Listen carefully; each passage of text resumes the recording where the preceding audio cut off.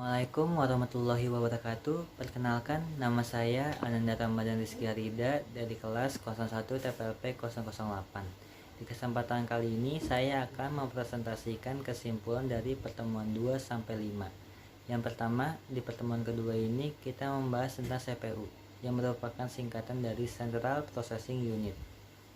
CPU adalah komponen keras atau perangkat hardware pemproses data utama dalam sebuah komputer.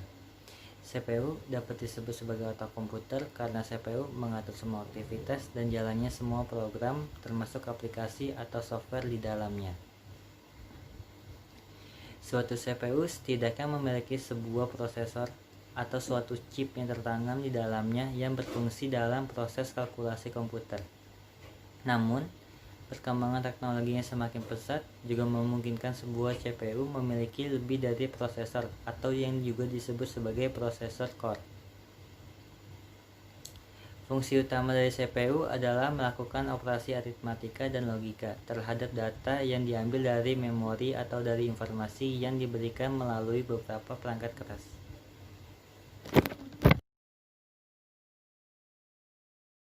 Pertemuan ketiga kita membahas tentang memori. Memori merupakan istilah generik yang merujuk pada media penyimpanan data sementara pada komputer. Setiap program dan data yang sedang diproses oleh prosesor akan disimpan di dalam memori fisik. Tanpa memori, komputer hanya berfungsi sebagai piranti proses sinyal digital saja. Contohnya kalkulator atau media player. Kemampuan memori untuk menyimpan data, instruksi, dan informasi lah yang membuat komputer dapat disebut sebagai komputer multifungsi. Beberapa jenis memori yang banyak digunakan adalah sebagai berikut, yaitu register prosesor, RAM, CD, DVD, dan lain-lain.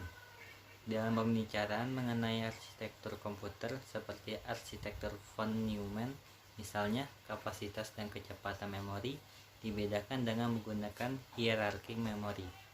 Hierarki ini disusun dari jenis memori yang paling cepat hingga yang paling lambat, disusun dari yang paling kecil kapasitasnya hingga yang paling besar kapasitasnya, dan diurutkan dari harganya tiap bit memorinya.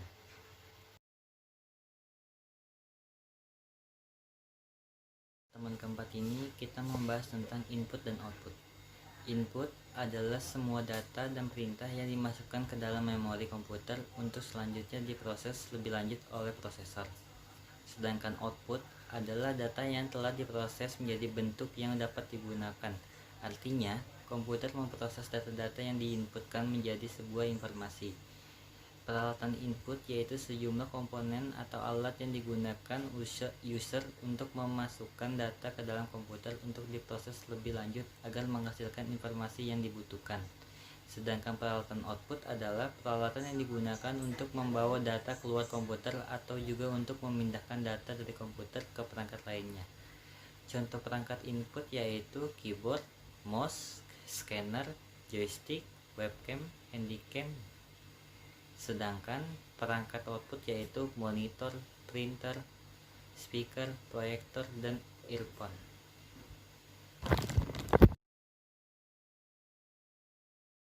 Pertemuan kelima, kita membahas tentang sistem bilangan. Sistem bilangan adalah suatu cara untuk mewakili ukuran besaran dari sebuah benda fisik.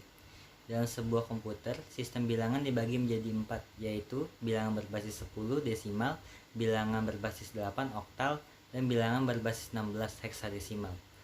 Jenis-jenis bilangan. Bilangan biner, bilangan yang hanya mengenal dua jenis angka numerik, yaitu 0 dan 1. Nilai 1 mewakili keadaan sebaliknya.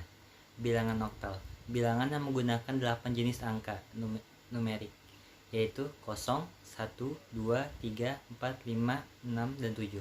Bilangan heksadesimal, bilangan heksadesimal terdiri dari 10 angka numerik, yaitu 0 sampai 9 dan 6 karakter, yaitu A, B, C, D, dan F. Nilai A mewakili nilai 10 dan B mewakili nilai 11, dan seterusnya.